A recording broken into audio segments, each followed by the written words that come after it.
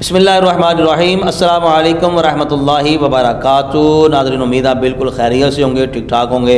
اللہ تعالیٰ خوش رکھے، دارین کی نعمتیں برکتیں ہم سب کا مقدر اور نصیب فرمائے۔ ناظرین، سید ریاض شاہ صاحب جو ہیں، انہوں نے اپنی تکلیف کا اعلان جو ہے وہ کیا ہے، اور جو ان کو تکلیف ہے اس تکلیف کا جو علاج ہے نا، یقین کیجئے وہ کسی خاص کمپنی کا تیل چاہیے جس کی مالش کی جائے، اور وہ تیل اگر مجھے لگتا ہے اگر ملے گا تو علامہ اشرف اسد جلالی صاحب سے ملے گا، کہ کوئی اچھے طریقے سے ان کی مالش کرنا جانتے ہیں۔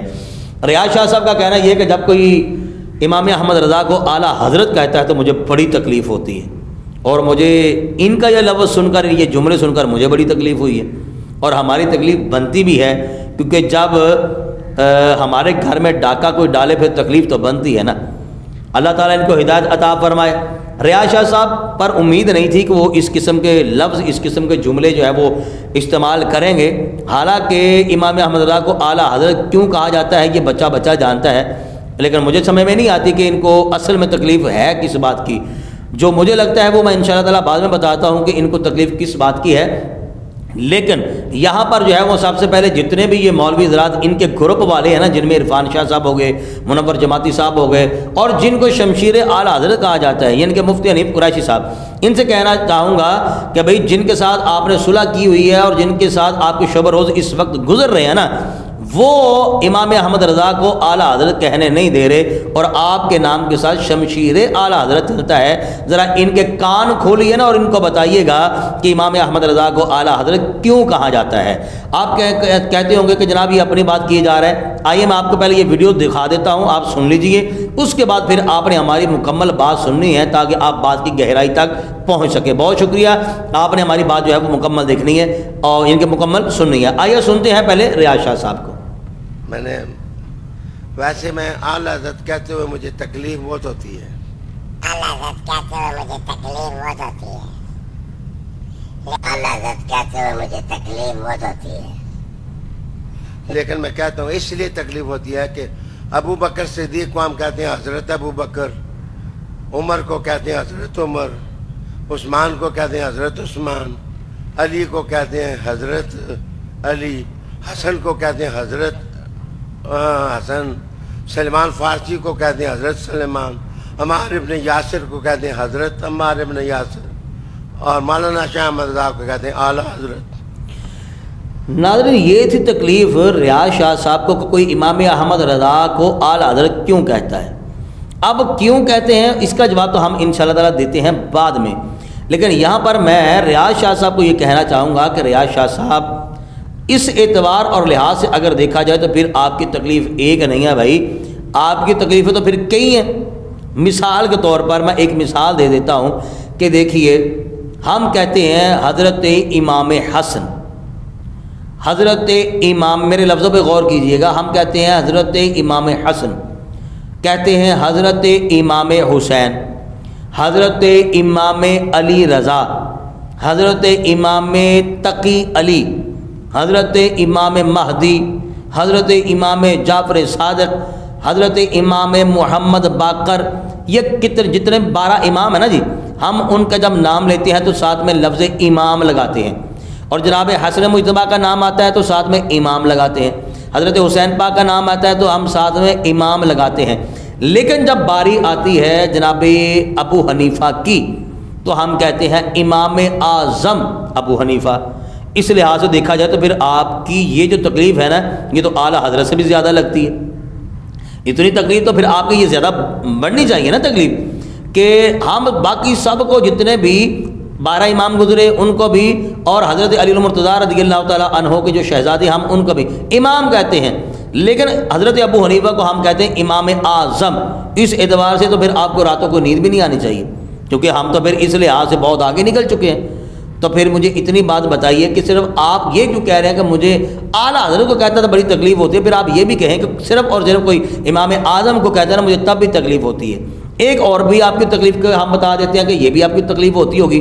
دیکھیے، آپ ہے پیر، آپ ہے سید، کوئی آپ کو حضرت کہتا ہے، کوئی علامہ کہتا ہے، کوئی مولانا کہتا ہے، اور پھر اس کے علاوہ کوئی بہت زیادہ ہمارے علماء کرام ہیں جو کوئی شیخ الحدیث ہے، شیخ القرآن ہے، کوئی مفسر ہے، کوئی عالم ہے، مختلف القابات ہیں۔ کوئی حافظ الحدیث ہے، یعنی کہ اللہ تعالیٰ نے نوازا ہے لوگوں کو.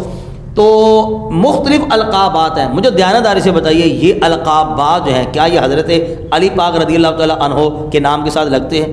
کبھی آج تک کسی نے کہا ہو حضرت علامہ مولانا مفتی محمد علی المرتضیٰ رضی اللہ تعالیٰ عنہ؟ کبھی کسی نے کہا؟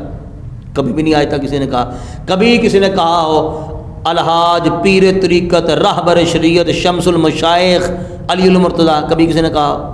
نہیں آج تک کہا. زیادہ سے زیادہ کیا کہیں گے؟ ہمارے پیر مولا علی پاک، لفظ پیر. لیکن شمس العلماء شمس المشائخ ایسے کبھی کسی نے القابات بولے؟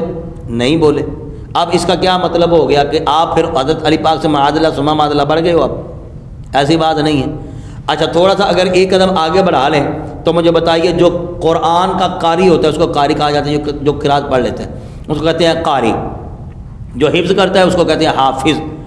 جو حج کرتا ہے اس کو کہتے ہیں حاجی. جس نے زائد حج کیے ہیں اس کو کہتے ہیں الحاج. یہ جو القابات ہیں یہ پہچان کے لیے ہوتے ہیں نا جی.